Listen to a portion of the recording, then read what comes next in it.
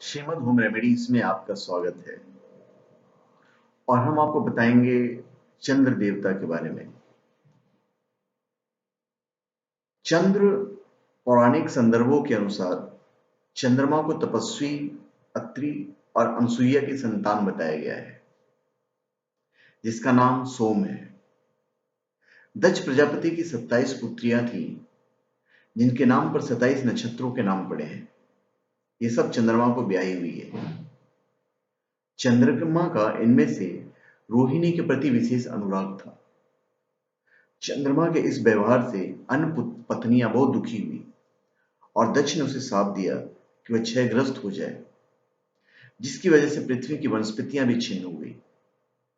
विष्णु के बीच में पड़ने पर समुद्र मंथन से चंद्रमा का उद्धार हुआ और क्षय की अवधि पाक्षिक हो गई। एक अन्य कथा के अनुसार चंद्रमा ने बृहस्पति की पत्नी तारा का अपहरण किया था, जिससे उसे बुध नाम का पुत्र उत्पन्न हुआ, जो बाद में क्षत्रियों के चंद्र वंश का प्रवर्तक हुआ। इस वंश का राजा खुद को चंद्रवंशी कहते थे। ब्राह्मणों क्षत्रियों के कई गोत्र होते हैं, उनमें चंद्र से जुड़े कुछ गोत्र का नाम है चंद्रवंशी। चंद्रमा से मनुष्य बहुत प्रभावित रहा है। जीवन के हर पहलू में चंद्रमा को उसने स्वयं से जोड़कर रखा है। मनुष्य ने विभिन्न लक्षणों के आधार पर चंद्रमा के बहुत सारे वैकल्पिक नाम रखे हैं। साथ ही विशिष्ट कुल परंपरा से भी चंद्रमा को जोड़ा गया है। जिसे चंद्रमा से जुड़ा एक अन्य नाम है सोमवंशी।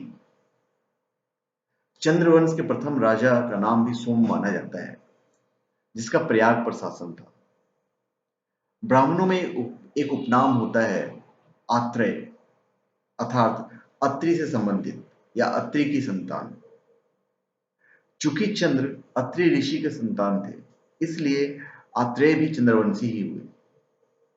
चंद्रवंशियों का एक अन्य उपनाम अत्रिज भी होता है, जिसका अर्थ हुआ अत्रि से जन्मा यानी चंद्र। एक अन्य गोत्र होता है चांद्रात, अर्थात चंद्र से संबंधित। अत्रि को ब्रह्मा के नेत्रों से उत्पन्न बताया गया है। इसी तरह अत्रि पुत्र सोम या चंद्रमा को भी अत्रि के नेत्रों से जन्मा बताया गया है, इसलिए उसे अत्रि नेत्रज्ञ भी कहा गया है। चंद्रमा का एक अन्य नाम सुधाकर या सुधांशु है। इस नाम से भी जल तत्व की उपस्थिति नजर आती है, जो चंद्रमा की पहचान है। सुधा का अर्थ भी अमृत, मधुर, तरल ही होता है। इसका अर्थ जल भी है। पृथ्वी पर अगर अमृत है तो वह जल ही है। सुधा को देवताओं का पेय कहा गया है, जो अमृत ही होता है। सोम का दूसरा नाम भी अमृत और जल ही है। सुधांशु का अर्थ हुआ जिसकी किरणें अमृत समान हो। सुधाकर यानी अमृतमय करने वाला।